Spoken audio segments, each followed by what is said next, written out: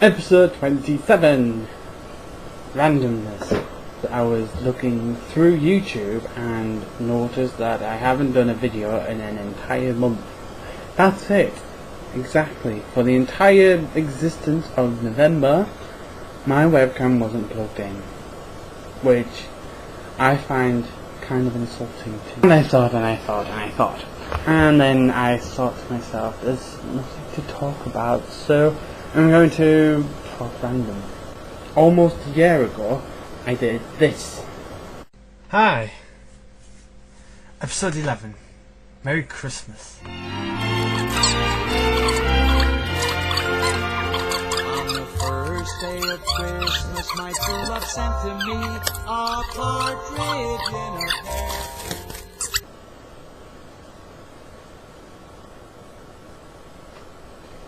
Well, that was a year ago, and a lot has changed in a year.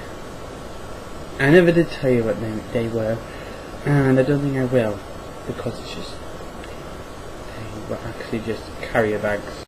Moving on, randomness, let me see, randomness.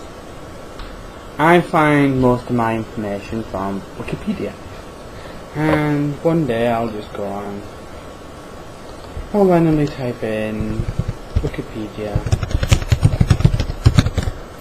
That's how sad I am. And then I'll think to myself, a random word. Does it just need to be a word? It could be a number, it could be a letter. And then I type it in and I learn. I know learning doesn't sound fun, but Wikipedia is actually fun, like letter Y. Yes, I looked up on Wikipedia the history of the letter Y. Y is a funny vowel. It's a vowel, it's a consonant. Which is probably one of the main reasons why I looked it up on Wikipedia. U and I. U, I. U, I. Why? We'll be discussing why Mr. Blobby has pink with yellow spots and not the other way around.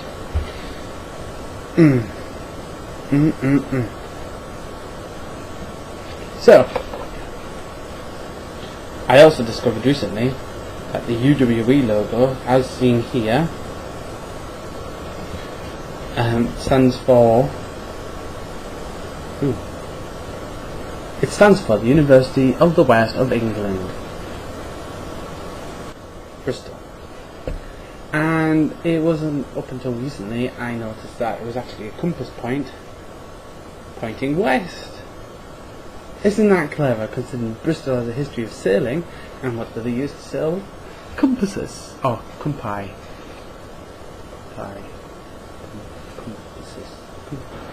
Tune us next week when we'll discover why the Angel of the North has wings. Some weird phenomenon. And, well, since my last video when I celebrated 20 subscribers, yeah! Magically I've got 31. It only took me a month to get 11 subscribers, but that's a new world record. And I'm not going to say it has anything to do with having a video called YouTube, and of course, what would you do if you were to search on YouTube?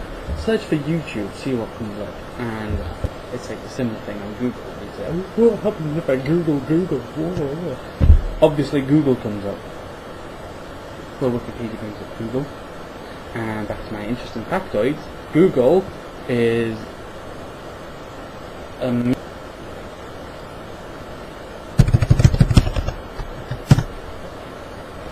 a Google is 10 to the power of 100.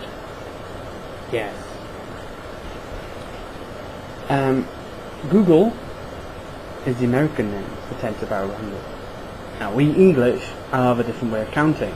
Now, for some reason, this might sound controversial, but it's actually the rest of the world versus the America here. After 999 million, for some reason, you Americans out there think it's a billion.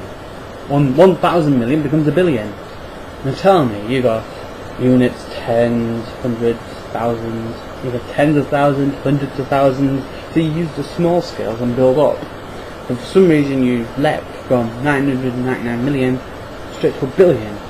And I think that's wrong, because what happened to 1,000 million, and then 10,000 million, and 100,000 million, and then what comes after 100,000 million? A million. And you can't have a million, because a thousand's a million, and a million must be a billion. And that's where you go completely wrong, because after 999 billion you become a trillion.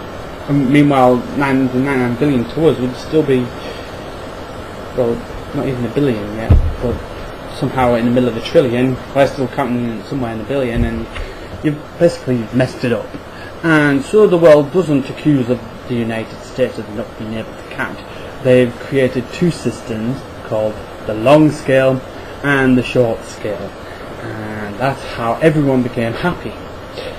Back to Google, 10 to the power of 100 is the American version of the Google, 1 followed by 100 zeros.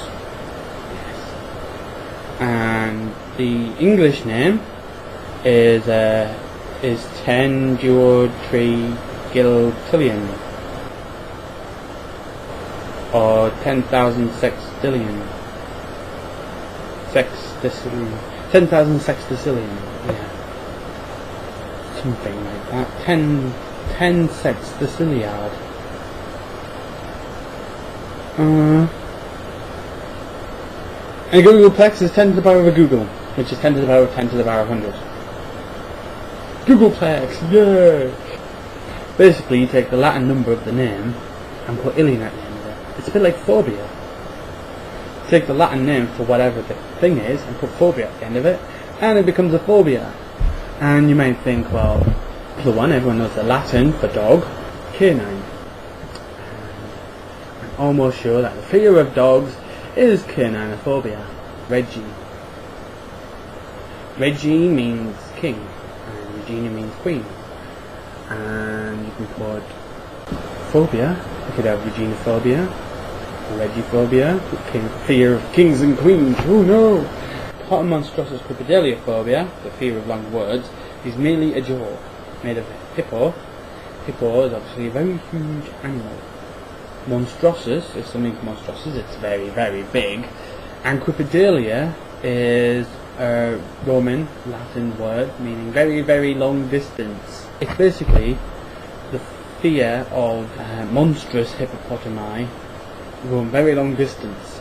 Can anyone tell me what this is?